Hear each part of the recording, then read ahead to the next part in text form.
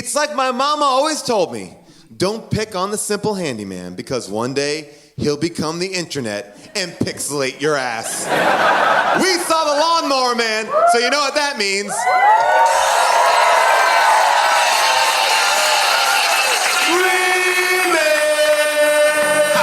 Schwarzenegger grow a baby in his belly, rock a rhinestone vest while whipping Justin to Kelly, or maybe see a burlesque show with Nick Crow and take a boat with speed to hitting cruise control.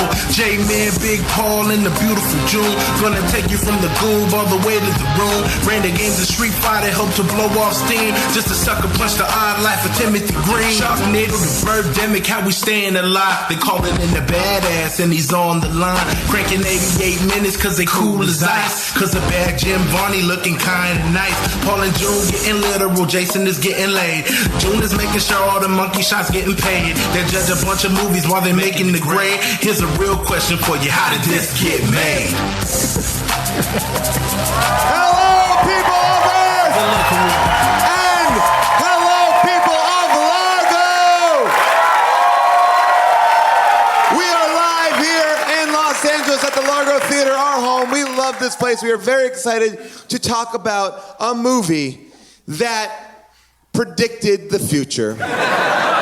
It's a movie that talks about the dangers of VR and what better antidote to what we're going through in this society than this film. I am so excited to talk about it tonight with you, but let me be first joined by my co-host. Please welcome Jason Mantzoukas!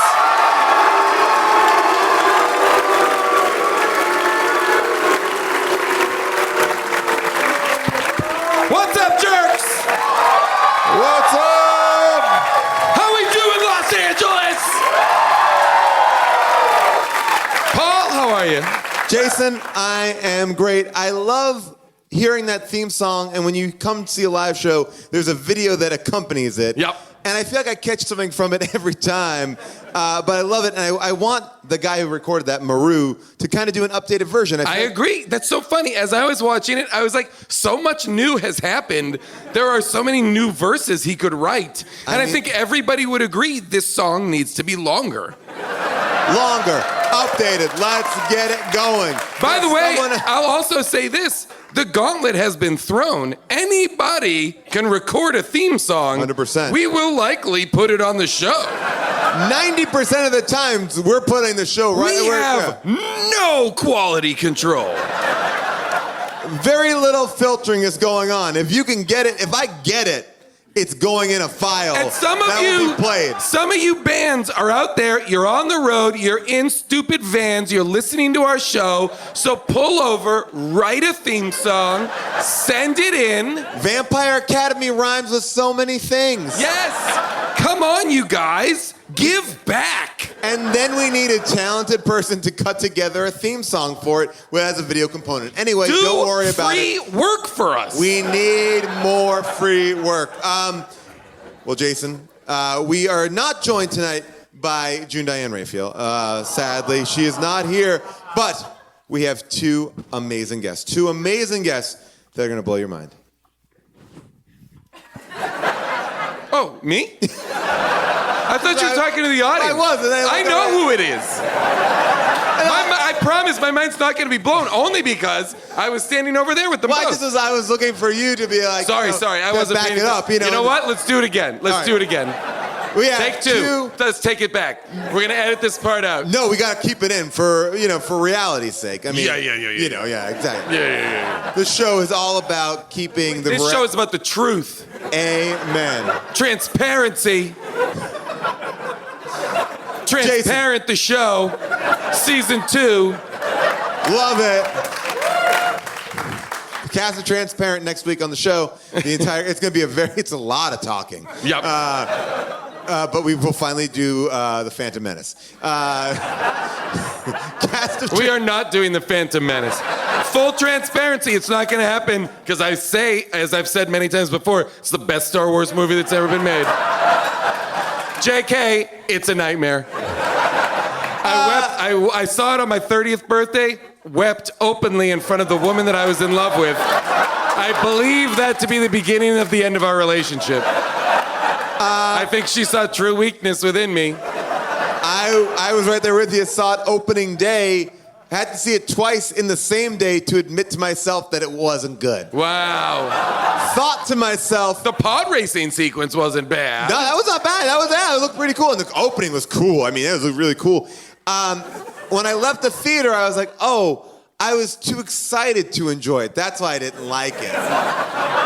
Then it went that's back. adorable. Yeah, that's how That's adorable that you really lied to yourself. that I cried at the end of the movie, and my girlfriend at the time was like, "What's wrong?" And I was like, "It was terrible." I remember. And it was my birthday. That was rough. But I was an adult.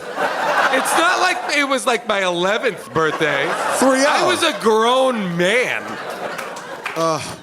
I remember that our good friend Rob Riggle was coming back One of our from greatest of friends. Was coming back from Iraq at that point, or Afghanistan, and we were like, he was like, I can't wait to come back and see Star Wars. Like,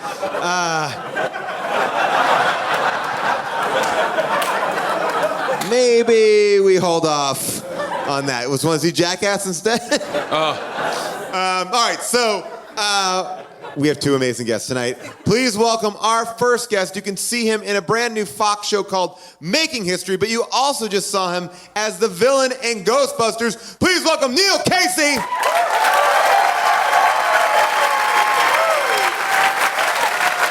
Yeah. Hello, Neil. Hi. Hello.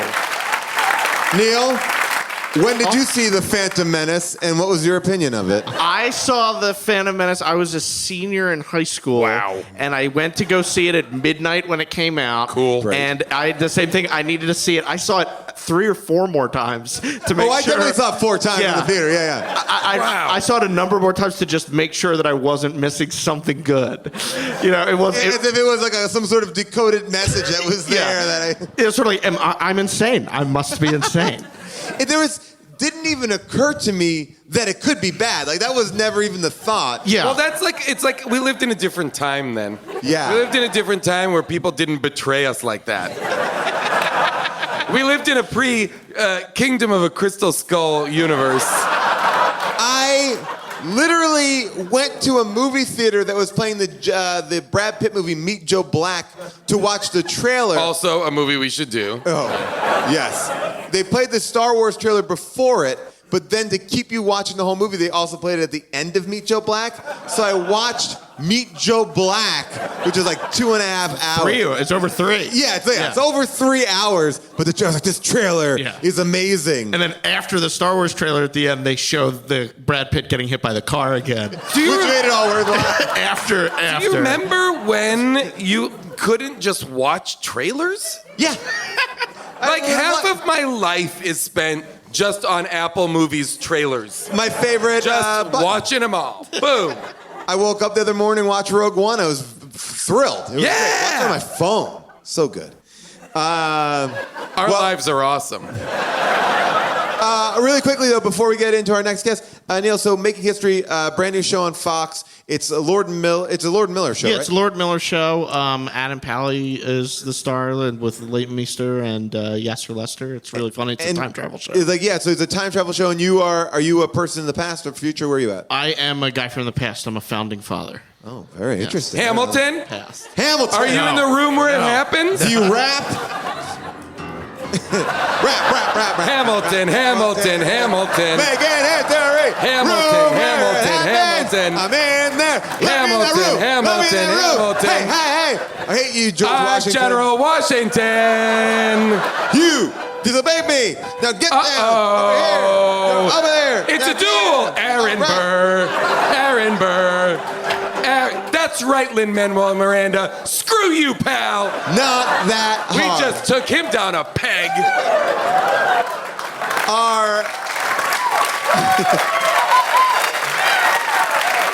Our next guest is a super funny comedian, and she has a podcast called Baby Geniuses. Please welcome Emily Heller.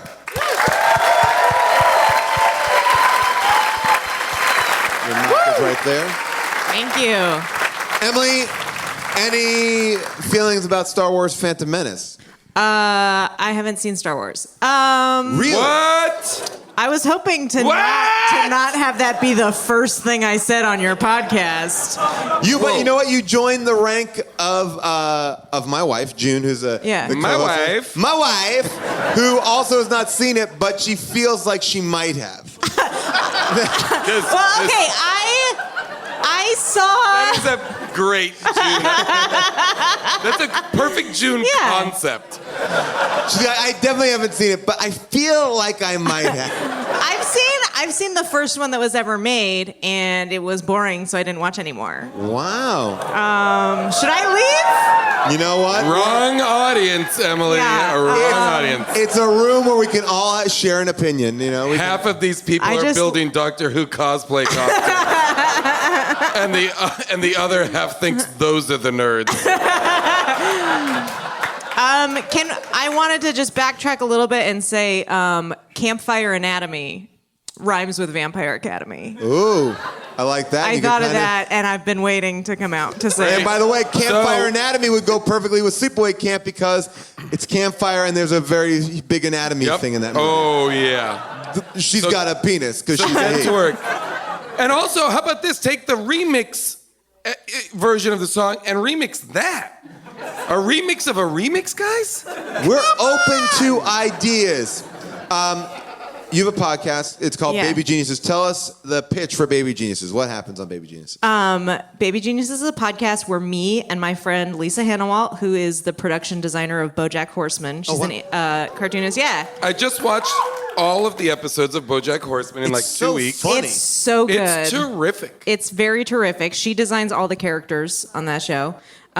She and I talk about dumb Wikipedia pages. And we do a different Wikipedia page every week, and then we have people on and have them talk about something weird that they know too much about. Like Emily Gordon talked about the Harlem Globetrotters, which she's really into, things like that. Did she talk about their visit to Gilligan's Island? What? Oh, this is one of the best episodes of Gilligan's Island of all time. Yeah, they come, they get stranded, but then they, of course, get rescued, but Gilligan's people stay. Exactly enough seats for 20 guys. But they play a great game of basketball in it. Oh my God. The generals drown. This is a real episode of real television. I believe it was a movie, like a movie event. It wasn't even a half an hour. It was like a TV movie? It was sort of like, you know what? We can't cram this into 22 minutes. We gotta give it a full 90. I just want to know, was there a fight in the writer's room of Gilligan's Island about whether or not they could do that? Was there someone in the writer's room being like, you guys, we can't do this? No, We can't put why the there Harlem wasn't? Globetrotters on. Yeah. You know why there wasn't? Because almost every other week, someone else crashed into the island, visited for a while, and then found a way off. Except for the people who arrived on the SS Minnow. In a way, Guys. I think the production designers are like, great, we get to build a coconut basketball court? Yep. I'm in. Well, I am so excited that you're both here to talk about this film, which is, I think you could probably make a lot of fun about the Lawnmower Man in the sense that, it's dated and the graphics are dated. What? But I think I am pitching currently a movie, Lawnmower Man 2, Oculus Drift. Wait, but they made a Lawnmower Man. they did make a Lawnmower Man 2. What? Yeah. The joke didn't land and it was ill-informed. Things are not going well for me. I mean, yes, we will talk about the graphics, but this movie is bonkers from start to finish. To sum up the plot, if you've not seen the movie... Yes, please, Paul, sum up the plot. This will be helpful for me also. I have a hard time doing these, so writing these sum up, they never quite come out simple, but here's what I would say. So everyone kind of takes advantage or makes fun of this simple-minded lawnmower man. Mm-hmm. And then a local scientist says, well, why don't you be my VR guinea pig? And the experiment goes too far, and then he becomes the internet. He also becomes like an X-Man. Yeah, he does. He gets as all like Stephen King kind of people that get powers, he gets like telekinesis and telepathy. Well, let me... But it's Based on a Stephen King book. also like she's all that because he gets sexy too. Yes. his hair gets more coiffed. Yeah, and he stops wearing his cartoon costume of a simple-minded person in a yellow shirt and overalls. And starts wearing a tasteful button-down. In the beginning, he's basically dressed like Stewie Griffin from Family Guy. Well, I'll even go one further and go, is the Lawnmower Man inspiration for Simple Jack from Tropic Thunder? I think yes. Oh my God. They both wear the same exact outfit. We're looking at a picture of Simple Jack and Job together. And then also, they could also just be part of the Dumb and Dumber family. As he looks a little bit like Jeff Daniels. Oh my God, they definitely based Jeff Daniels' hair on him. That's definitely the joke. Job is, to say he's a cartoonish portrayal of a simple-minded person is being very kind. Two simple-minded cartoons. Yeah. Well, he's also dressed like a scarecrow who are notorious for wanting brains. When did, there was a point in the movie where, too late in the game where I was like, whoa, Pierce Brosnan has an earring in this movie? What is this? That's like when you watch the after videos of Game of Thrones on HBO Go, and D.B. Weiss has an earring, a cartilage ring up here, one of the showrunners of Game of Thrones, and I was like, what's going on right now? Well, but I also like the trope of Pierce Brosnan, he's a scientist, top of the field, VR scientist, but he's super sexy. This is the height of Pierce Brosnan being sexy. So they got to give him glasses. It's like the thing that they do with throw on these glasses, man. It'll make you look like a real nerd. But tons of shirtless scenes for him. He's shirtless and glasses. I don't want to see that combo. Well, there was one shirtless scene. I was counting. No, there's more than one. There's more than one with. There's more shirtless scenes with Job. Job is shirtless. Job is shirtless, but Pierce Brosnan, I feel like only once. No, there's a couple others. Really? Get in business. All right. Pierce Brosnan in this movie is named Larry. Never felt right. Yeah. Never felt right. Larry, the VR scientist. Larry, what are you saying? Larry. I was like, who are they talking to? and his no wife. way that the handsomest man, the man who would be Bond, Remington Steele, is named Larry. And it's clearly written for another actor, all the stuff with his wife, because from minute one, she's like, fuck you. I'm out of here. Yeah, Give me an excuse. She never comes back. Yeah. His wife leaves him, and he's like, okay. But by the way, I felt like he would... Because he wouldn't take her to the city. The city. What? Well, it was I feel like they maybe shot more scenes with her and then cut them out because they ADR her saying, I give up. At the end of that scene. You are right. The wife That's is the extra around in the director's I was version. going to say that's the extra around. 30 minutes. Yes. He has lunch with her in Washington before he speeds back. He's like, finally, here we are in the city. But my question about her, they showed his life with her as if he was a petulant child, living with his parents. Is he living with? He's like, I don't want to be around people right now. I'm going to the basement to smoke and play video games. And she's like, girlfriend. She's like, I'm going to put on a tank top and very blousy pleated pants. Tight on top, very large on the bottom. I would say, all right, well, I just want to tell you the tagline of the movie. This is the tagline of the movie. God made him simple. Science made him a god. By the way, I'm on board for that. God made him simple. Oh my God.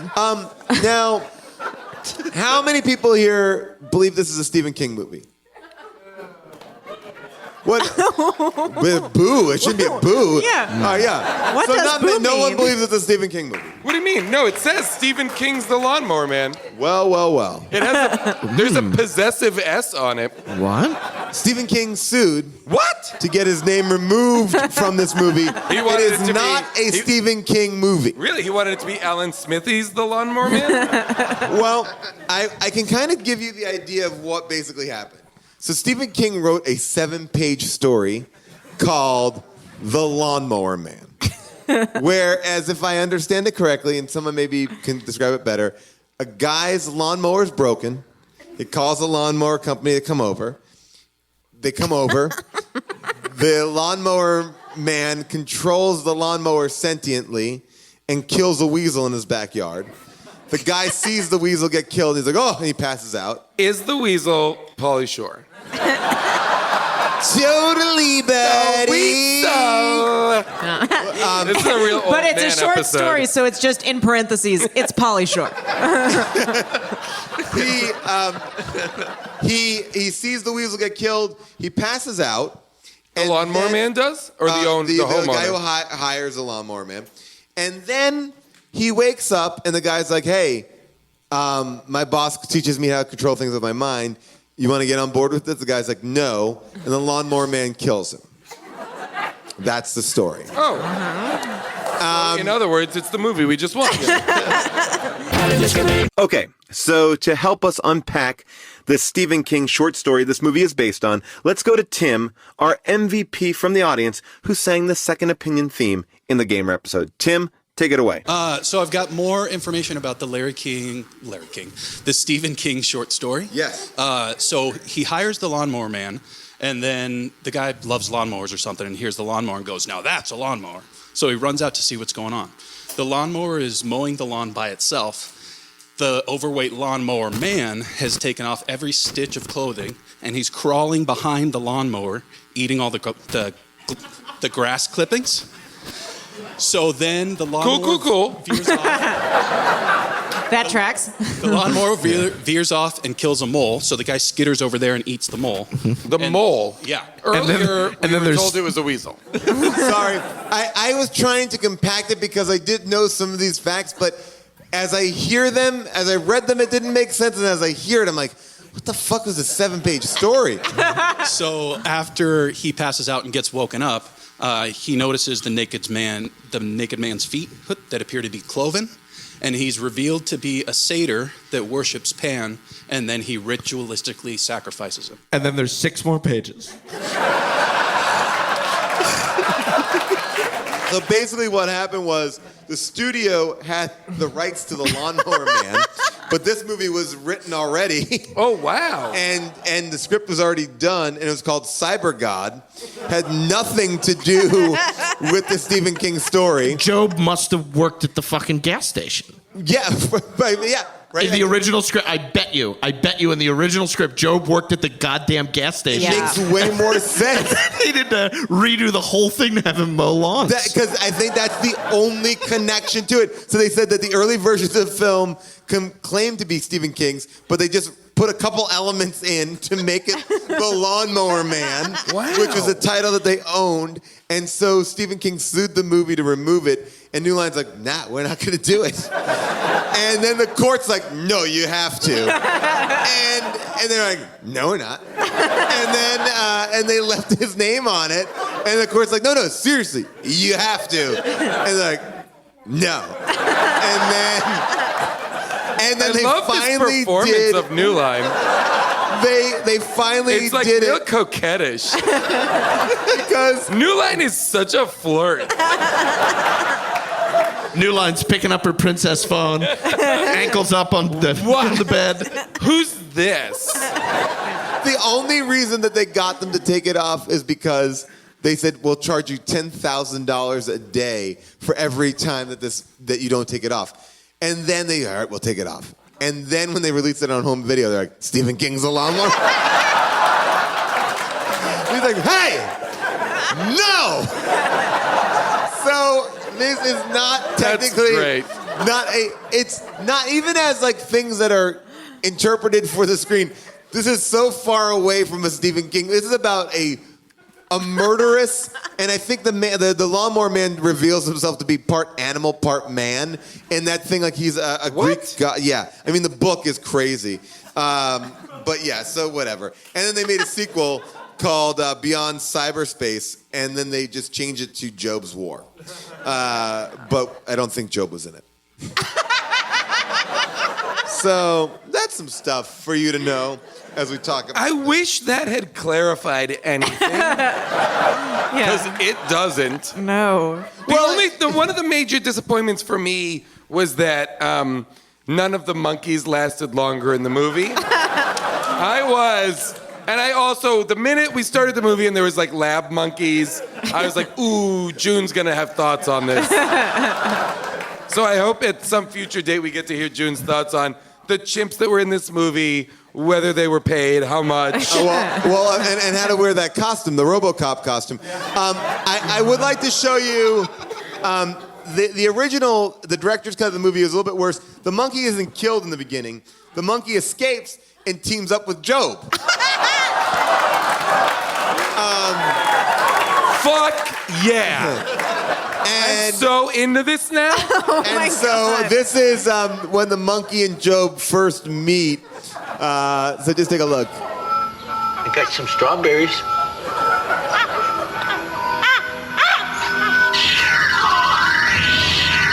Somebody in that tree? The monkey is scanning him right now. VR monkey has a gun. Eyeball, man. What are you doing here? Monkey has a gun in the room. Very tense. Non-threat. Monkey determines he's not a threat. Puts on the gun, his VR glasses open. What the fuck is happening?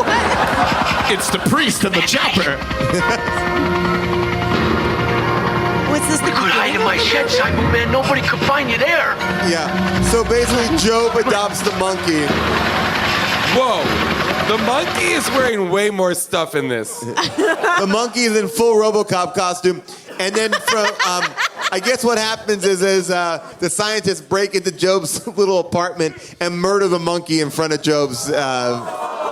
murder him in front of Job. Oh, my God. That's amazing. That happens. I would have such a hard time isolating that as the problem with the movie that you need to cut out. Like, which executive was like, cut that part, and then the rest of it is fine. Just make the monkey... We'll make the monkey get killed in his dream. By the way, when they reveal that the monkey is escaping and shooting the security guard, then they cut to, like, Pierce Brosnan waking up from a nightmare. Yes. And you're like, oh, was that a dream? And it wasn't. It wasn't. Then they call him to tell him that happened. So is he psychic? Is he psychic? Or is he having another nightmare and it just happened? Another nightmare we don't get to know about. I'm naked and I don't know the lines of the school play. What? The monkey's dead. Oh, what a bummer. We also get the monkey in these shots in the beginning. We get monkey point of view. The movie begins inside the cage, like the monkey looking back and forth between Pierce Brosnan and his other guy. Because they didn't want to have to shoot a monkey. Yeah. Oh, for sure. There's a bunch of parts where it's just like the top of the monkey helmet, just like where it's or what? fake monkey hands on the bars. Like the camera's too high, Brian. It's a monkey. The first thing that we're understanding is they're testing VR on monkeys. Okay, sure, it was a long time ago. Okay, like I remember that movie with Matthew Broderick, Project X, where they were like teaching monkeys to be like pilots and there's nuclear radiation and stuff like that. That makes more sense. VR, a little confused about why you'd need to test it on a monkey. How would you know what was happening? You would get no feedback. Like the virtual world that they've created means nothing to a monkey. And how would you measure what the monkey's reaction was? And I guess they were training the monkey to be a soldier, but when you see the virtual world, it looks nothing like anything that a soldier would encounter. No. And even in the monkey's point of view, it's telling the monkey facts in English Threat. Yes. Not a threat. Mode switch. But also the monkeys' antagonists are animated monkeys. To make it make sense to the monkey. Yeah. So the monkeys shooting other monkeys, but like, I don't think that this VR is preparing the monkey for a impending monkey war. Now, I don't think that's what's happening in this world. But neither is the Windows 95 tile magic game. oh my God, that time. Well, let's just add one other level to the VR here. And all of this is happening while the monkey's in a centrifuge of some kind. Yes. The monkey is in arms those and legs. circular, like Westworld, Gyroscope. Leonardo Gyros, da yeah. Vinci. No reason for anyone in VR to be in a full gyroscope. Nope. They are splayed out like David or not David, what the man. Origin of It's Man. Leonardo da yeah. Vinci. It's like that Yeah. nonsense. What? Shut the fuck up. You fell for it, dummies. Who cares? But yeah, it's like why would you Sorry, ever guys. need to be weightless in VR? Why would you need to be moved around like in chaos like that? But I gotta tell you, 4 minutes in, the monkey was murdering somebody. I was like, I'm in. This movie is great. But before the monkey murders someone, the monkey picks a lock. They were like, click, click, click, click. And I was like, what? How? How does a monkey know how to pick a lock? I want to talk about the way that people treat Job, the simple lawnmower man. Now, there are two types of reactions to Job. Well, three maybe. One, he's simple. Let's treat him sweetly. Probably the normal one. Two, I want to fuck that guy. A little off center. And then the third and the most upsetting is, fuck you, simple man. You piece of shit, garbage. Pumping gas at my gas station? Fuck you. But what's interesting is one of the people that shares that last view is a priest. Yeah. No. Like that's another. Like everybody in the movie is either abused or being abused in a myriad ways. Like there's the priest is abusing Job. There's the father is abusing the son and the wife, the next door neighbors. Yeah. This movie exists at a time when like abuse was like cool. Where like, people would see the guy, they're all watching. Pierce Brosnan. That's the first thing we see of Pierce Brosnan Yes. is he's looking out the window. He sees that guy beating his wife and his child, and he just goes, well. Yep. He's like, I guess I'll light a cigarette and try and fuck my wife. And then later, they're all outside, and they see the guy pull up, smack the kid around some more, and be like, get in the house. And they're all like, all right. But they need to talk about. I guess it's 1992 when this is cool. They needed the real beating at the top because you'd be on the dad's side if he just pulled up. He's like, did I tell you not to put the fucking bike here? Don't hang out with that asshole. It's dinner time. Like, I'm on that dad's side if I didn't see him smacking him around before. I agree. My favorite part of the dad coming home getting mad is that he was still wearing his construction hard hat. A yellow construction hard hat out of the fucking village people like, oh, God damn. If I'm going to work 12 hours the site. He drove home wearing it. There's not a comfortable hat.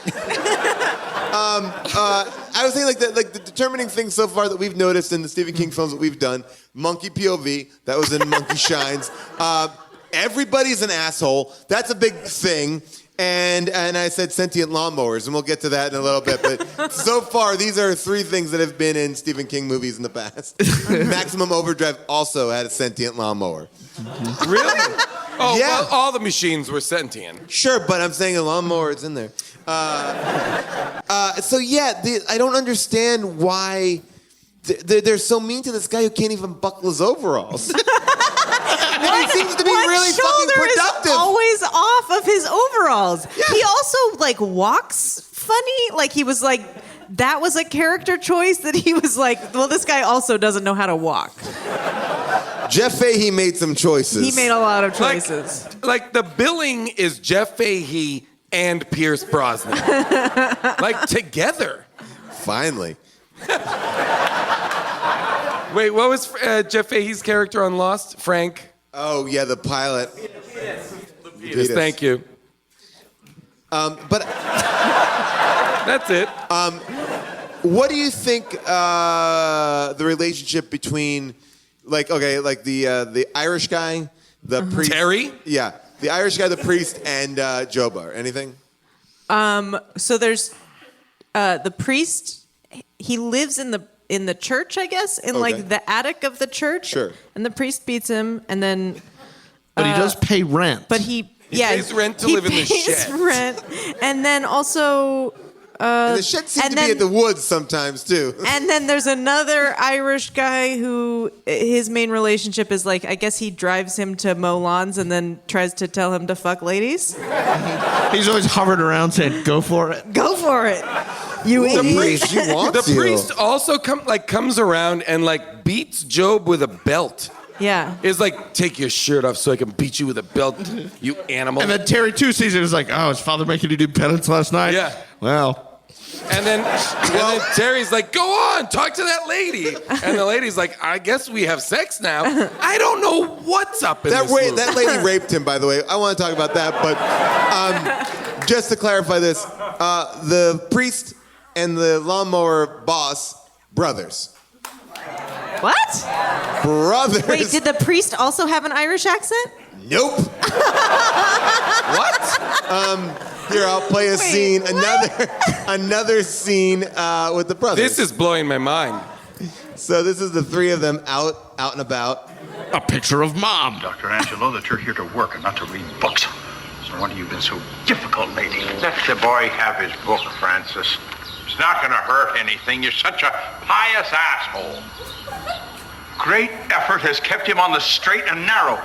I'll not have it undone. Well, at least he's trying to use his mind. Let him be a man. He is one, you know. First of all, the accent's insane. You could not be brothers and unless you didn't live together ever. Yeah. And one was taken to America, the other one was left in Ireland, and a stereotypical Ireland where leprechauns are also running around. It's also like, they clearly don't like each other. Why would they move to the same town in America from Ireland? And also, why would Job need to have two jobs? I think just cleaning the church would be enough to keep this guy pretty busy. I feel like Job, and I don't know if Job's getting paid by either of the brothers, but like both of them seem to just be like using him for like whatever. They both have their own like little slave that they can like enact. Kind of. Because I never saw that other guy, the Irish guy, mow any lawns. Nope. He gets out of his car to drink. Remember that when he's driven a long way, that he gets out of the car. He's like, you know what? I'll just have a nip here. Then I let him mow the lawn with that giant with a lawnmower that looks like it could have come out of Fast and the Furious. It has like dual exhaust pipes. and the kid loves it. The kid goes crazy. Whoa, a lawnmower! We all remember back in the 90s, like going to your neighbor's house, just like drooling over that lawnmower. Oh, like a hot rod. Whoa! What is that? And I should also say, Job just slaughters these lawns. Did you see, like, he's mowing that lawn with this nice tall grass, and he has it down to just Like the ragged brown. dirt. Just killing this grass. I want to say I saw the Irish guy trimming a hedge, but he might have just been sitting in it. I think he was hiding behind it drinking. Yeah. Oh my gosh. So basically this monkey dies and now Pierce Brosnan's like, well, I need another monkey, but they won't let me get a monkey, so I guess I'll use this simple guy. Well, he has a real crisis, at a certain point because he's not sure what to do. And He got suspended from work, he's right? depressed, and that's why his wife is mad that he won't take her to the city. And then he decides to go rogue and start treating Job on his own in his house. Because it Right. takes him a while to bring him to the facility. Yeah, well, I feel like he doesn't have an office at the facility. No. I think he's like, I'll work from home. I'll do all my VR research from my basement, my unsanitary basement in which We're my like, I lure the refrigerator next has... door kid. Peter's like, you've got the best games. I'm like, don't. No. Like, that little kid shouldn't be, like, going to the basement of the neighbor's house whose name is Larry. Yeah. Larry, who records his journal by leaning against a huge television. Shirtless.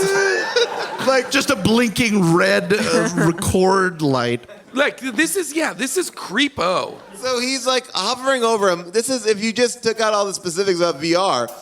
Here. I have other different games. I even have one that could help make you smarter. I was born dumb.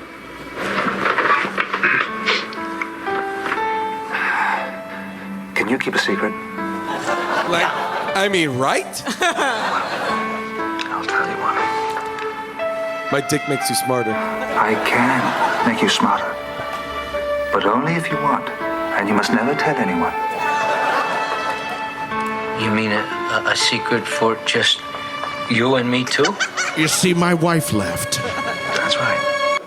This movie is a molestation allegory. This is all the creepiest stuff. But like, it's also like a weird religious. Like, his name is Job. Oh yeah. And his name is Angelo. Like angel. Like an angel. Oh. Yeah, and His then name is also Larry, but okay. I mean, yeah. Well, You know Larry Angelo. Larry Angelo. Upper crust British guy?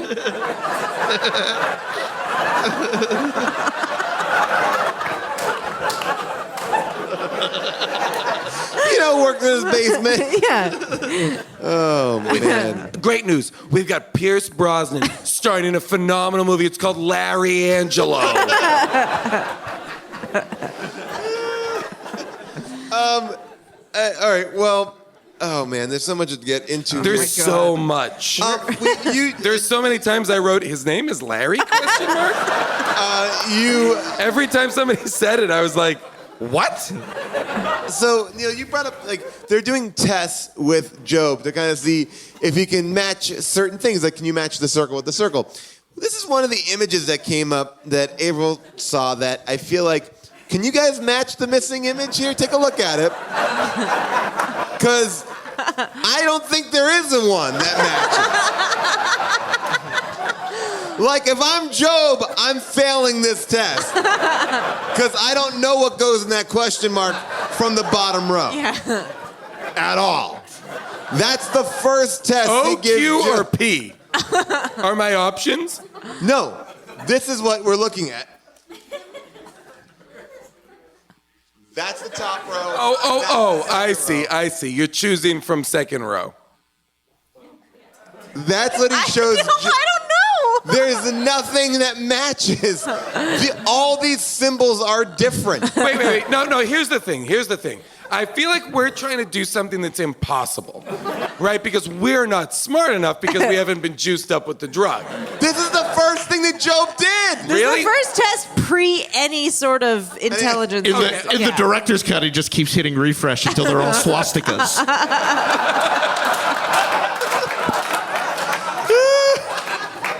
Yeah, that is an impossible. The matching game does not match.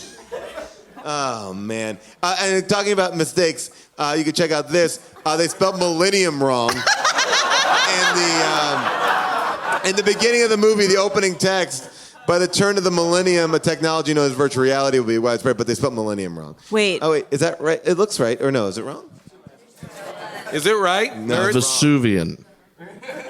It's wrong, right? Yep, it's wrong. Wait, So, how is it spelled? Now I don't know. 2 N's.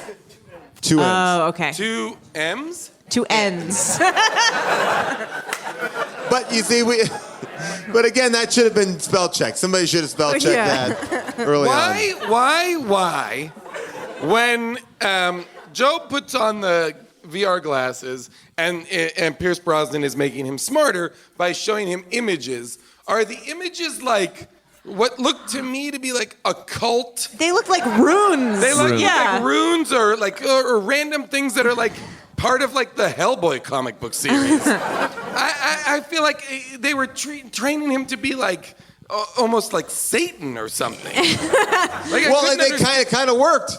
Yeah, it's true. But I couldn't understand why they were why the images were not like scientific images or math or whatever. I mean, it's a real shit science. I mean, like they're literally shooting images into his brain, and he's like, ooh, it hurts. It's like. Here's the thing. I feel like here's the problem with the science. Here's one of the problems with the science. Here's the one problem. Here's the one problem with this whole movie. Everything else adds up. Everything else adds up. Am I watching a movie about VR or smartness drugs? Because this movie is a little bit Limitless or Lucy. Yeah, they also inject him with smartness drugs, and then it's unclear to me which of those things is making him smarter. Well, you're talking just like the guy who doesn't know how to use FaceTime. Because they like do the whole thing. They're like, can we just keep shooting him up with the drugs and just fuck this VR guy? Yeah. Just fire Larry and just shoot him up with the drugs? And By the way, like, maybe. I mean, what's crazy about that is you're referencing Larry, and I was genuinely like, who is Larry? That's how much Pierce Brosnan is not a Larry. Just so you know, Nate did some research here, and he said that the stimulation of his brain, those symbols are, I'm trying to figure out how to pronounce this, but Kabbalistic, mystical symbols with ancient Hebrew writing around. Like Kabbalah. Yeah. Like what Madonna does. So he's basically teaching him Kabbalah.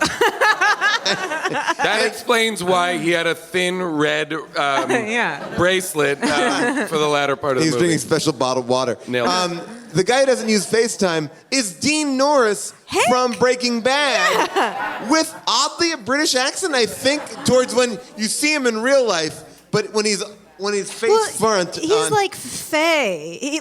Okay. I said to my boyfriend when we were watching it, he was like, it's weird that he's playing this kind of like effeminate. And I was like, it's like Hank from Breaking Bad doing an imitation of what he thinks a gay guy sounds like. Yeah, like one of these nerds. Hey, I'll do it for you. Hey, you got it. Yeah. Yeah, Walt, I'll do it. I'll do your play. I'll do your kid play. You'll do your kid's short film. Ooh, I'm sorry. Man, all right. Well, then also Pierce Brosnan has to answer. We've barely gotten into this movie, and we are so deep into this podcast. I could not tell you the plot of this movie at all. We are in the cold open of this movie. I don't know why what was happening happened. I lost interest an hour in. I was like, I don't know what's going on. I couldn't figure out what they were setting up. I kept on being obsessed with the fact that the bald guy that he was answering to looked like Ike Barinholtz, but a bald Ike Barinholtz. I was like, he really does. Like, look at him. Look. There's also the scene where the bald Ike Barinholtz comes in when Pierce Brosnan is shirtless. They start having this tense thing, and I'm like, are they gonna fuck right now? I wish. He walks into his bedroom. He walks into his bedroom, which is like a hotel, but it's like, how did he get in there? And it was like a very, Yeah. I would have liked that. Yeah. There's something about Jeff Fahey getting smarter that part of that also makes him more vain. Yes. He's like, the smarter he gets, the more he's like looking at himself in the mirror. And then not wearing a shirt. Tight jeans. Yeah. And then he gets cowboy boots. Yeah. Oh my God. Can we talk about the scene at the gas station with that widow where... So there's the horny widow, who is my favorite character in the movie. She's amazing. Is sitting Marnie. is sitting in her car, and she looks in her side view mirror, and there's just a round butt in jeans, and she's just like, ooh, and she turns, and it's Job bending over, doing nothing for no reason. He also, I will say, this is the second time that she's kind of really turned on by him. The first time, he was full early Job. Like, one suspender is Job, and she's like eating a peach, like, Yeah. And he's eating like a peanut butter and jelly sandwich. Like having in the middle of mowing a lawn. See, I thought she was eating an apple, and it was just the most heavy-handed thing of all time. Of just tree of allegory. He was literally sitting under a tree, and she was eating an apple. Yep. And his name is Job. I don't know the Bible, but this feels like... No, I wish we all knew a Job It feels in the like Bible. a combination of some It things all adds from up. it. This was speaking of her like looking at his ass. This is like a time capsule of that moment in American history in the early 90s when women were really into buns. Remember when it was like when women were sort of Diet like, Coke he's got commercial. great buns. Don't Yeah. you remember that? We've covered buns on this podcast. We talk a lot about the buns, Wait. but I also found that like it didn't seem like to me. Why do you even have to have the bun scene? Which is like, why don't you come on over and mow my lawn? Yeah. And Well, it's she like, said to the what's the guy's name who's the bully at the gas station? My fluids. Jake. She said, Jake? check my fluids. Check my Jake." fluids. And then he defends her. Yeah. Like, Yeah. Terry comes out and it's sort of like, yeah. she's fucking a lot of guys in town. And he's like, you shut up. This was like a very progressive scene in a way, because the guy called her a whore and he was like, hey, whores take money. She's got money. She doesn't do it for the money. She does it because she likes it. What's so wrong with that? And I'm like, okay, yeah. by the way, the most open-minded guy in the movie, like. He is so sweet. He's like, I'll take care of this guy. He's a great guy. And then has the most like the worst death of the whole movie. Like, basically, Job goes around and kills everyone who's wronged him violently. Yeah. And then this guy's like, I'll take you to go get in the internet. Don't worry, I'll drive you there in my car. And then and a sniper just takes out Larry. Like, no, like Larry is not even... Not Larry. Oh, Not sorry. Larry. See, but he's that more guy of a should- Larry. Yeah. You just proved my point. That guy's a Larry. His name is Terry. Terry, yeah. He kills Terry. Also, not right for him. Yeah. He's not a Terry. Well, Terry, it's like, I mean, shouldn't the moral be like the one guy who treated him nicely, like, lives? Or like, nope, they all die. Can we also, I know we're jumping around a lot here, but can we talk about, in that scene where Terry goes to drive him to the internet, Job uses his telepathy to tell Terry to come pick him up, and so we just see Terry sitting in his truck silently, and then he says out loud, okay, Job, I'll come get you. And you're like, if he's using telepathy, why is he talking out loud? I know this is, again, a very small problem to have with this movie that has very big problems, but... Well, the movie does posit a superhero that gets created, and sometimes he's super powerful, and then sometimes he's got to be back in that internet. like he's like, Yeah. It doesn't make sense. Like, why go back in? You can basically do everything. At a certain point, he just starts talking about this like weird mythology that we're not let in on about like, well, I have to go back to the mainframe. And you're like, what mainframe? What are you talking about? Yeah, we don't know what you're doing. Yeah. Let us in. We just see you straight up murdering your enemies. The keys to the universe are in this 486 DX66. Top of the line, Packard Bell. 16 megs of RAM. And I'm just like, can we talk about what it meant when I saw an animated lawnmower going over that guy's brain? Like No, what? an animated man with a lawnmower mouth. That's what I was like, what? Okay, one of the things this is a movie that exists in a world in which virtual reality is a world in which we could disappear into. Yeah. Their version of virtual reality is like, might as well be a screensaver. There's Like nothing. flying toasters level screensaver. Yeah. Well, basically, I would argue the best scene in the movie is like once Joe becomes super powerful, he's like, well, now I only want a fucking virtual reality. No, the best scene of my the movie God. is the first sex scene where she teaches him how to kiss. Oh God. And all that they felt do super is- rapey. It felt all they do It is felt, break yeah, tongue. it was Marnie. like, it was like, okay, you know how disturbing that scene in Big was? Let's make it worse. Let's make make him less able to consent to what's happening.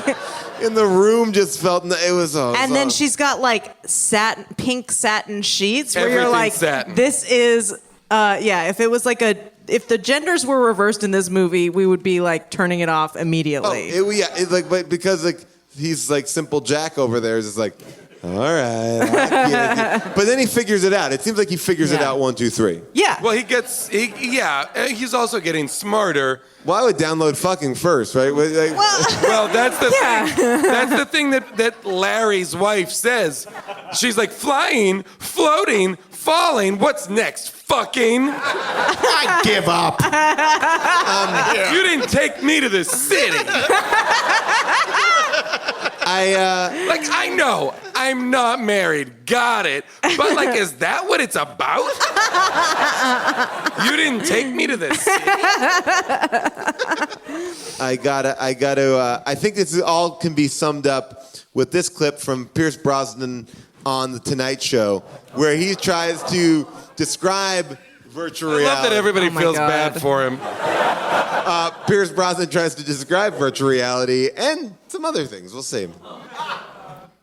And they just took this kind of short story by Stephen King, which was only 7 pages long and had nothing to do with virtual reality.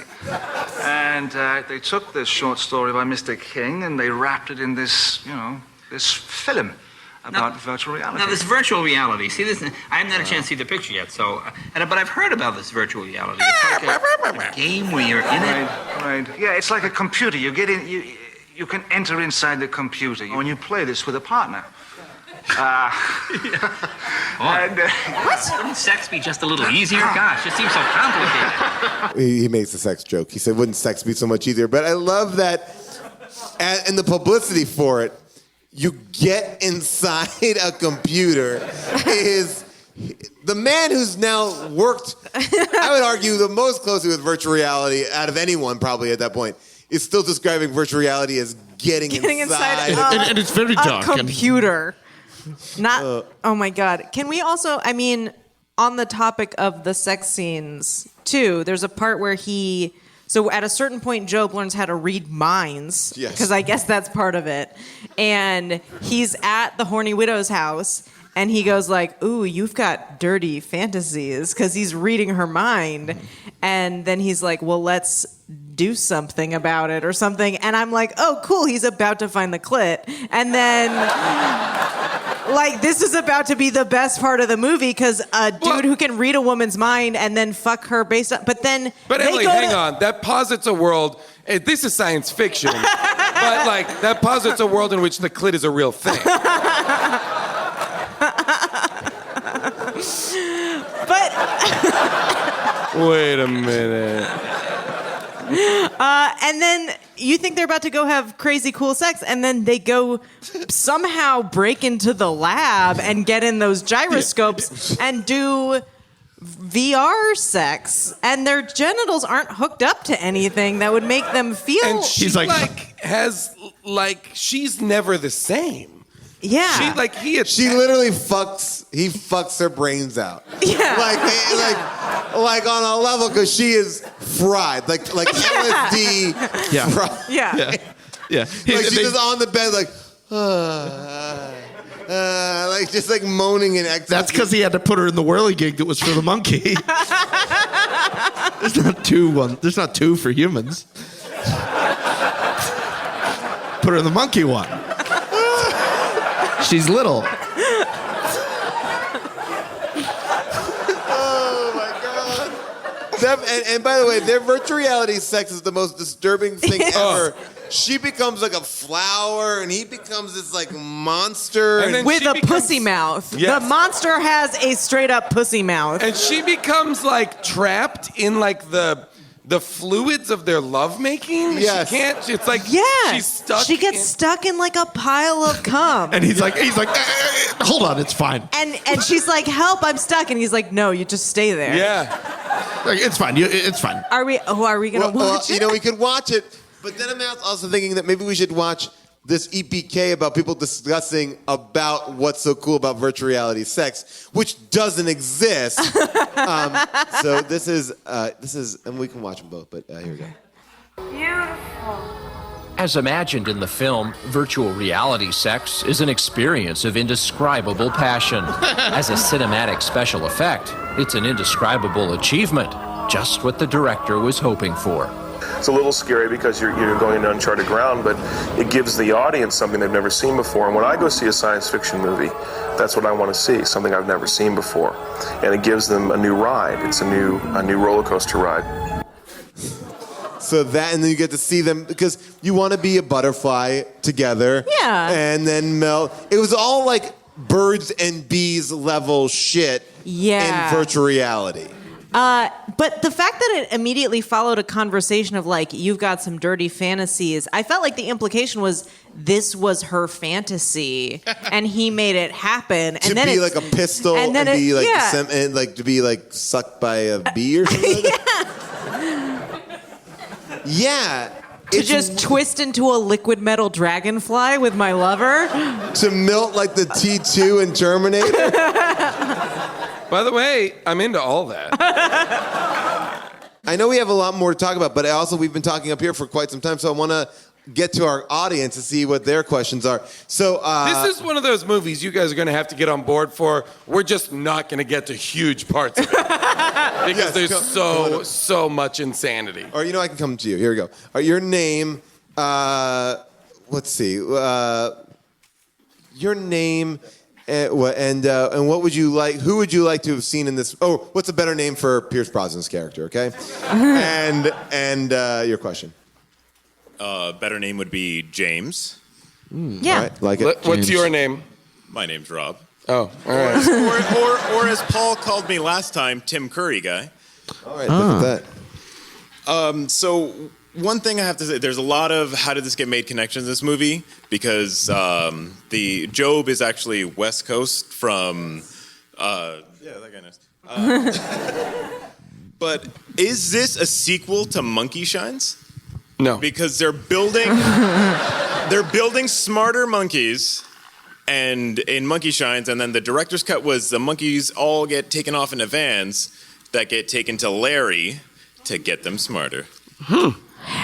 Interesting. So interesting. Did people like just learn about evolution in the 90s? Because I feel like there were so many Make Monkeys Smarter movies. That's very true. And it felt like a response to them being like, this sounds fake. You know what I mean? I feel like this is in the 90s. They were like, did you know they test shampoo on monkeys? Yep. And then someone's like, what else do they test? Virtual reality. Click, click, click, click, click. Control S, save. Here's a script. See you later. All right, your name for Pierce Brosnan and your question. Come to me. All right, here we go. I have a better question though. Hold the mic. Okay. I'm Valerie. Lawrence. Let's just give him the full name. All right. Valerie Lawrence, nice to meet you. It's pretty close, actually. So my question is, we were talking about how Pierce Brosnan sees the family and the dad's abusing them, and he's like, okay, and then he ends up with them at the end. Like that's his new wife and the kid. Yeah. No, he full on takes on that family as his own. Yeah. And that's fucking Peter's mom, immediately during the credits. I didn't even know, they embrace at that one point, after her husband's been murdered violently by the lawnmower. Which is he's directly responsible for. And they embrace, and I'm like, when did that happen? Well, I think appears to have no remorse. It makes sense because he's like, as long as I don't beat the kid, she'll be fine. I don't have to take her into the city at all. Her bar I want is to talk so about low. that. I want to talk about that mom too, because the mom and the kid, they're like, "Hey, wait here in the car," and then the mom just falls asleep. Yeah. It seems like Larry has been gone for 4 to 5 minutes. Also, stuff is so stressful. Is she just like, I can't take it? Yeah. That whole scene was lifted from an abused wife's implausible testimony about her husband's mysterious death. Then I fell asleep. I didn't see anything. I was asleep. You couldn't wake me. All right. Yes, sir. Your name for Pierce Brosnan. Your question. I'm Brandon. I think probably McGonagall. I like that. Thank you. So the thing that I noticed that was the most surprising to me was the way that people died. You would give him the first name McGonagall? Yeah, McGonagall Angelo. Because he's supposed to be Irish. He was drinking Bushmills. He had an Irish flag, even though it's very clearly Welsh. It's very strange. All right. He also had that classic Irish beer Coors Light in his fridge. Why were there so many Irish people in this town? Not actually Irish. Nobody was actually Irish, and they're all just speaking with Irish accents. But it's a bad movie, so who cares? Yeah. Well, shouldn't Pierce have been like the priest's brother? Like then that would have been a little bit of a connection too, or just make it simpler. But the thing I was interested in, it's like so many of the deaths occurred. Was it actually virtual reality where like priest burns or something? I don't actually know. Or the guy That turns was like into, digital fire. But also his body turned transparent. He turns people into like that Adam Sandler movie Pixels, like that. Like he turns people But into round. pixels, and then they just like bubble up and go away. First time I ever saw After Effects, it seems like it was like this movie. They're like, oh, we got all these cool After Effects things we're going to use on these guys dying. And then they're dead in the real world. They're definitely dead in the real world. That's what I couldn't figure out. He's like applying technological kind of like traumas to them. He's like lighting that guy on fire, but it was like digital fire, and the priest turns into like a computer character, but they're not in VR at that point. No. I don't know, man. Or are they like, are they being like sucked? Surprisingly, I couldn't crack it. In the director's cut, they're all fine. Like the gas station guy wakes up the next day, he's like, oh, I don't know. I'm all right. There's that Lawnmower Man in my brain. He wakes up with that same nightmare that Pierce Brosnan had. Oh, okay, oh, geez. So a monkey escapes? the father wakes up, what the hell, and then beats his kid. But the father was killed brutally by a lawnmower, so... I told you to stay out of my dreams. Oh, that lawnmower chased him around the house. Yeah. That was nobody woke up. What, didn't he put a spell on them to be asleep? That's right. Yeah. Sorry. My bad, everybody. And they my put a bad. spell on those cops, too. Real convenient. Yes, sir. Remember when the cops were like, hold on. The cop is just standing out in front of the house where the lawnmower has just killed the guy. Half the guy's in the bird bath, and the guy goes, hell of a thing. Hell of a thing. And I was like, okay, cool. Talking to nobody. Also, and then Pierce Brosnan is there, and they give him all the details. He is not related to that family at all. He's like, I'm the neighbor, and he's like, well, here's everything I got. Let's see if you can crack it. I'm surprised nobody heard anything. All right, so your name for Pierce Brosnan, your question. My name is Tyler. Clearly, St. John Smythe would be the only name for this movie. I like that.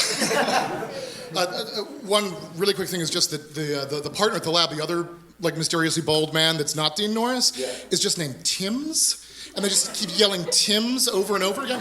But the main thing is that every way he kills someone, it's with lawnmowers, or the one time there's a bee on top of a car, so he makes CGI bees, and he's just seeing things that he's seen in real life, and that's the only thing he can come up with. It's insane. Like, so if for a man who can create anything in virtual reality, he is simplistic in how he chooses to kill people. He's like, I got a lawnmower, I'll kill him with a lawnmower. Bees, tires, rocks. But meanwhile, when he gets it on in sex, it's crazy. Yes, sir. My name is Brad. My name for Larry would be Dr. Nigel Applewhite III. And at the end of the movie, the Oculus Rift sucks up Job's physical being and mummifies him while he goes into the computer. Totally normal. Yeah. Yeah, it sucks him dry like a vacuum cleaner, like it's as if, like, by going into the digital world, his corporeal form would be affected. Yeah, but only but dehydrated, and everything else is still there. Yeah. That is a bizarre moment. That was so weird. Well, like, why would the computer? Why would the computer need his guts and blood and stuff? Like, because by the way, there's no direct line to it, so that shit would just fall out on the floor. Oh, yeah. I think. Yeah. Okay. Back here. Yes. Your name for Pierce, and your question. My name's Allison. My name for Pierce would be Henry. solid British. And my question is, at the very, very end of the movie, it's all about high-tech, futuristic stuff, and then they just kind of get all these calls around the world, and it seems like backtracking. You're right. He Well, says that's because, go he ahead. wants to make 1 million phone calls. Right? That was a line. He says like once he's in the fucking mainframe that he's gonna call people, and I'm like, what? Yeah. But The whole point of phones is you don't have to be in it to do that. He says I can make 1 million calls at the same time. You could do it from your house with just a phone. Yeah. He says, I have things to do, people to see, 1 billion calls to make. Yeah. Well, because Why? he also said that like once he's in the computer or something, it's like then he'll be everywhere and you'll know it because all the phones will ring at once or something. It's like they were like, what's a way to have a signifier that he's like infiltrated the computers that we can do with just a sound effect and some stock footage? And that's what they landed on. I'm sure there are a bunch of other takes of him saying alt versions, but that they just couldn't figure out how to do. That's right. The lights will go on in Chicago. Yeah. Too expensive. We can't get it. The sun will rise. But yeah, so if you humor him and go, all right, well then I pick up the phone. Are you just hearing like that old like DSL dial-up? Like, clang, clang, clang. Or is it just like really bad small talk? Like, do you have a lawnmower? Yeah, he did this all to get his business going. Yeah.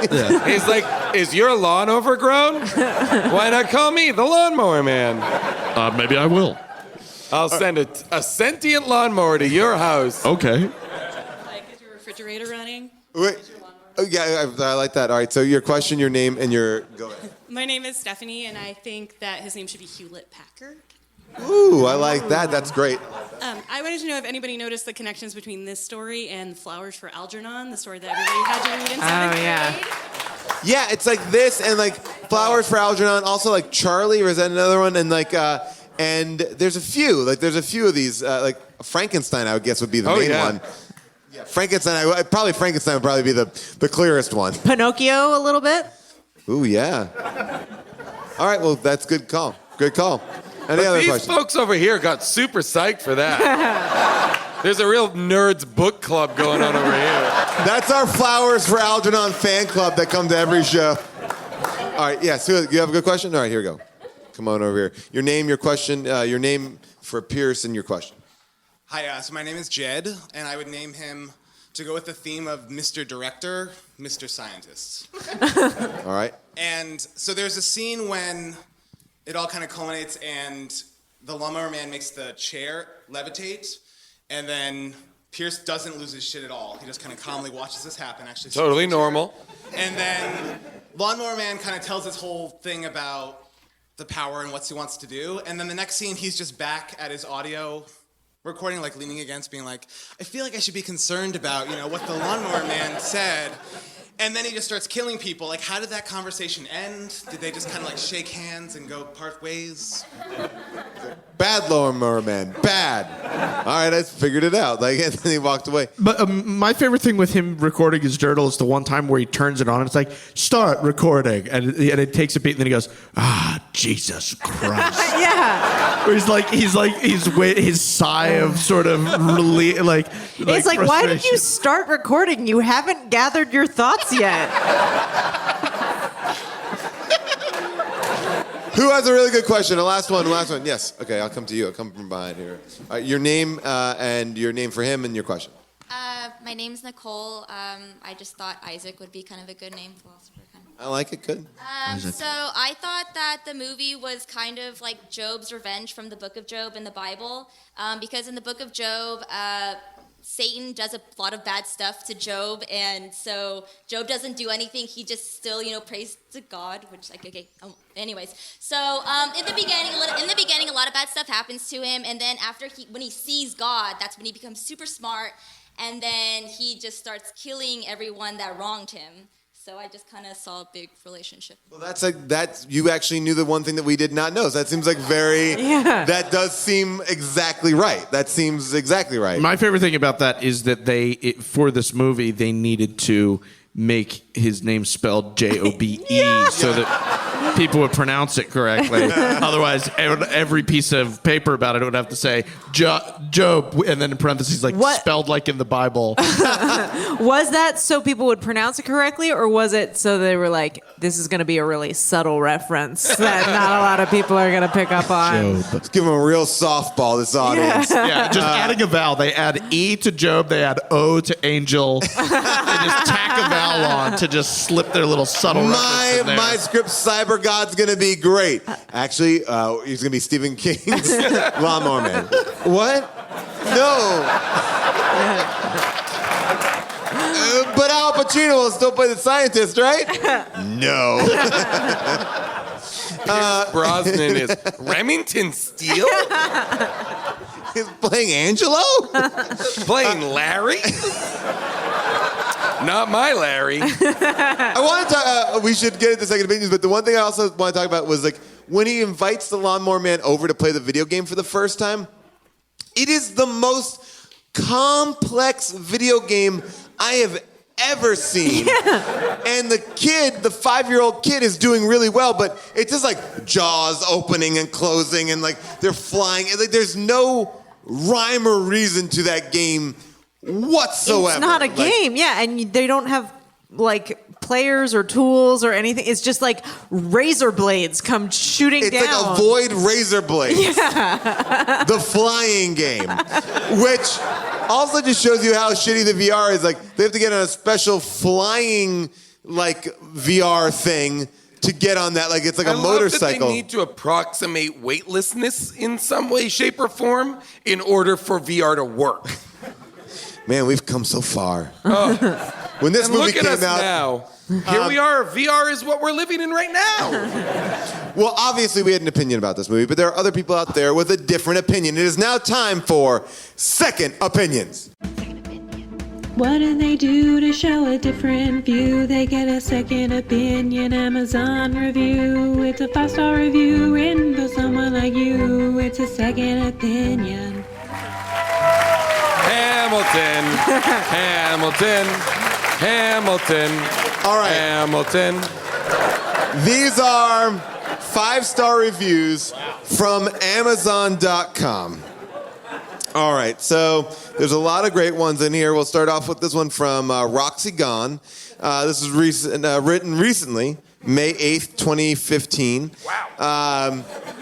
The Lawnmower Man has 2 great actors in it. Jeff Fahey, yum.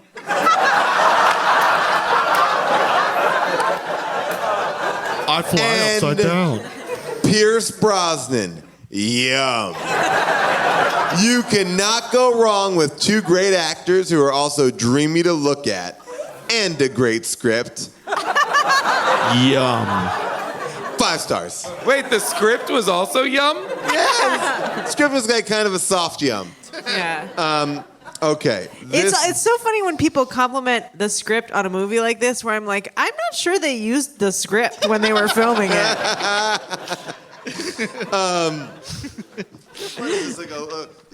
The 5-star reviews here are a little bit tough. This is from Laura DiGiorno. Are you sure it isn't Laura Delivery? It's definitely DiGiorno. That's great. Guys, don't reward that. This movie may have let me imagine what the city was like.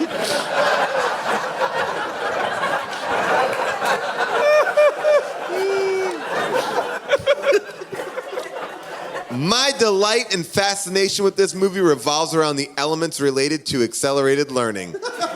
Yeah, I have a certain fascination with mind stuff. So this movie was right up my alley. 5 stars. That is a suicide note.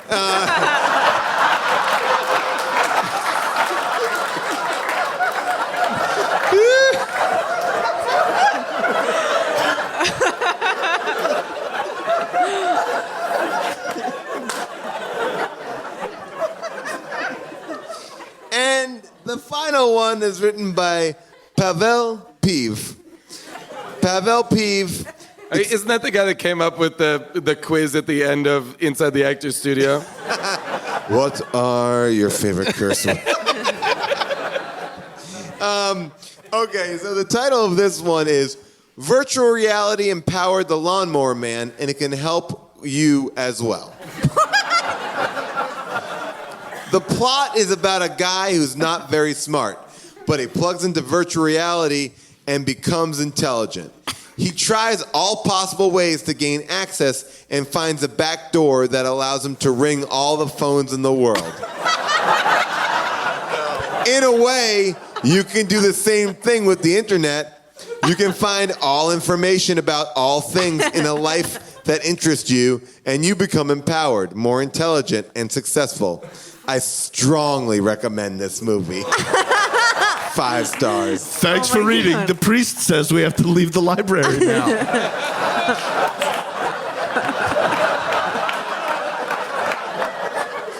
I am the Lawnmower Man. That makes it sound like his goal the whole movie was to ring all the telephones in the world. Mission And he accomplished. persevered. Yep. It's like an uplifting story about following your dreams. Yep. It's about a guy who's a landscaper who wants to ring every phone in the world. And to all he see needs... if he could do it. There must be a back door to ring these phones. I've tried the front door. It's locked. Access denied. Oh my God, that access denied scene. What was that? I don't even know what he was trying to do. I don't know. If you'd have to guess, how many video games were there made of this movie? Like, this movie spawned X amount of video games. I was hoping for 0. That could be a possibility. Like, the question being how many video games means multiple. 4? 3. Was this movie a hit? Like, did people... No. No? I believe those things are put into production before they realize. Oh. Oh my God. First 2. It was, actually, it was a hit. Wow, it was a hit. Budget, $10 million. Opening weekend, $7 million. Domestic gross, $32 million. Wow. It's a hit. Does that make it a hit just because it's like sort of profitable? It was. I mean, it's not like a hit like Star Wars mega hit, but like that's successful. That's like fine. Okay. It was the same year that Aladdin, Home Alone 2, Lost in New York, and Batman Returns came out. So those were 1, 2, and 3. This came in number 42. It opened the same weekend as Wayne's World. Oh, it did? It opened the same weekend as Wayne's World. I read that today. See? Oh my God. I wonder, that split the audience. Imagine that double feature. If you like went to the movies and saw both those movies, you'd be like, wait, what? You get it confused. You think it's just like about Garth. Yeah.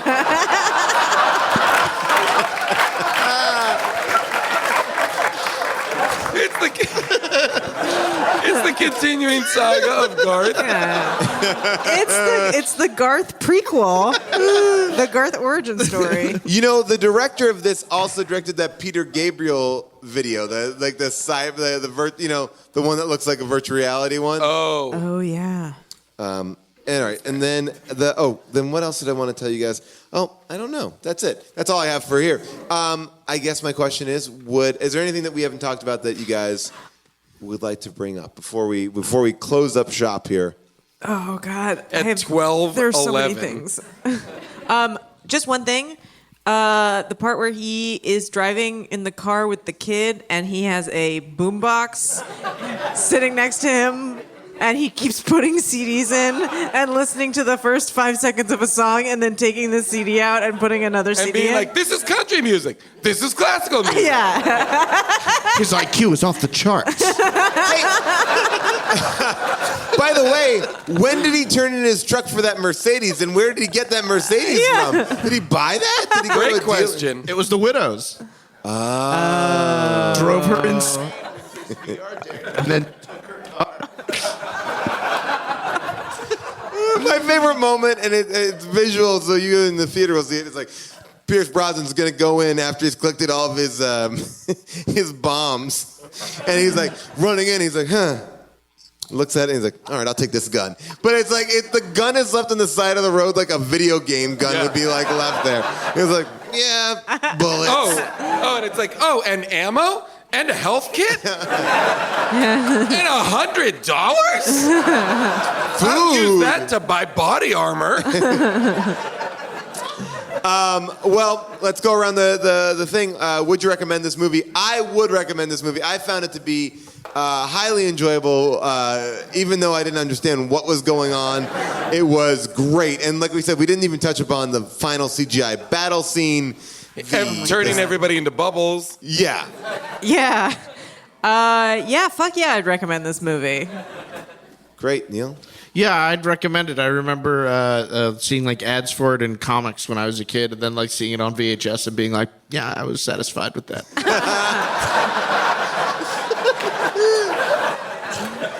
Jason. I mean, it's as relevant now as it was then. Here we are on the precipice of the advancements of virtual reality. They are at our doorstep. No, I mean, this was terrible. I would watch it, the caveat being fast forward. Like, there's stuff in here that is just garbage, you know? But like fast forward, but yes, I would watch it. I would remake it and just be curious You would? Yeah, because... That should be a new question. Would you remake this movie? Would you remake this movie? All right, well, I would. Would you? Like as the director? Or No, like with the new, like knowing now what we know about VR, would it be more interesting to see it that way? I'd reboot it and tell it from the point of view of the wife. Just a real female empowerment story. It's really her story. Yeah. Remember when she was like, oh, don't smoke in bed. Yeah. I'd like to see it's just like her day out in the city alone. Yeah. Just like a single, how Stella got her groove back, and then she comes back and she's like, oh no, the town is ruined. She passes that classic wall of TVs in the city, and it's like her husband's place of work blows up. She's like... I would like a sequel that's about her only. But wouldn't it be great if it was all going on in the background of her movie, her Stella got the groove back? Like, just seeing like little things on the TV, like town blew up last night. Like it would, and she's just having like a shopping montage. I'm walking on sun. It ends with her just picking up a payphone. Hello.